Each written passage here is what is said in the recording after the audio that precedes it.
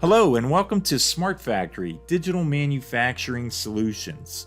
Today we're going to examine SmartFactory's Production Management app.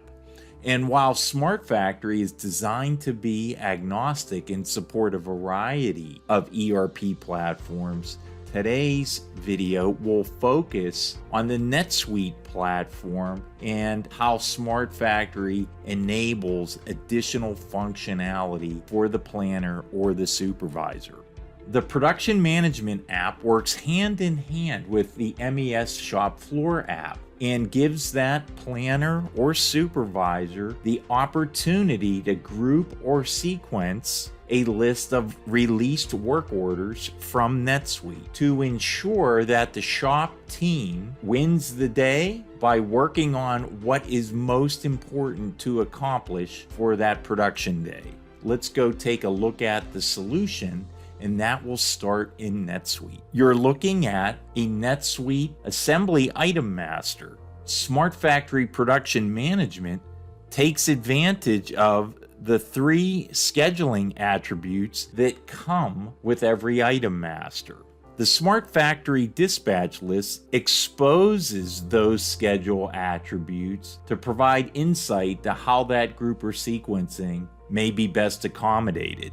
NetSuite MRP will produce work orders in numerical sequence as they are processed, but that may not be the optimal order. Let's go to Production Management and let the planner create that.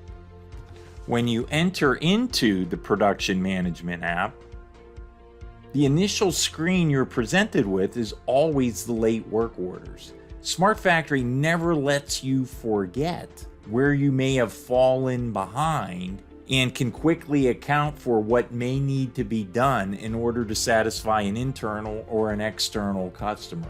This is a very practical way to avoid rescheduling anything in NetSuite and allow the planner to provide the appropriate guidance to the shop team. There may be multiple reasons work orders are late, and the planner has the opportunity to move whatever orders that are relevant to the current day that they are sequencing. In this case, we'll move them all over. The unplanned work orders tab in my example is empty. That would reflect anything else that may have been scheduled that's not late, that gives the planner an opportunity to work it into the day that they are scheduling. Now we'll go to the sequence work screen. In the sequencing screen, you see the work orders presented in numerical sequence as they were on the original dispatch list.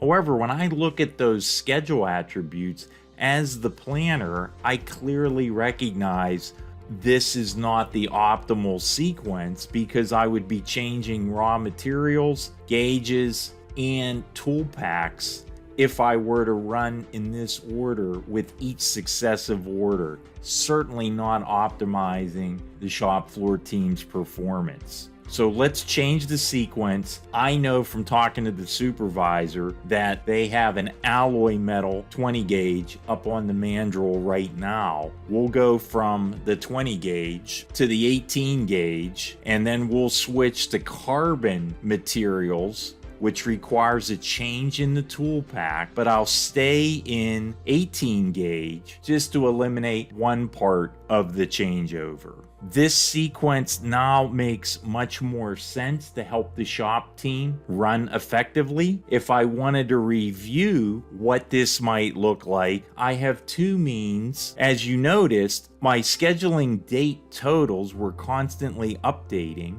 as I selected each item. So I realized that with this sequence, I have about 13 hours of load on my work center for today. I can also check out the Gantt chart, which lays out the approximate start and end time for each of those orders that I can look at in a chart view or in a Gantt view based on my shop calendar for this work center. This all looks good to me. We will save this sequence, and this creates the exact order in the Slitter's work order queue, and our SOP is to simply execute from top to bottom. So now let's go look at that slitter's work queue. As the slitter operator, when I come into my shop floor, you'll notice, as always, I'm first presented with my work queue, and there you see the work queue titled sequence, meaning it's been affected by my supervisor or by the planner, and I know I'm to run from top to bottom. And you see the exact order that we just sequenced in order to minimize changeovers. So whether it be for changeover purposes, for a hot order for a customer, the raw materials finally came in, or the tooling was fixed, whatever the reason, the planner, the supervisor can easily affect what the shop is running in the order they're running in order to either maximize their uptime or ensure that customer satisfaction is maximized. Thank you for watching today's video on production management. To learn more about SmartFactory, please visit smartfactory.com or look for the other videos in this series.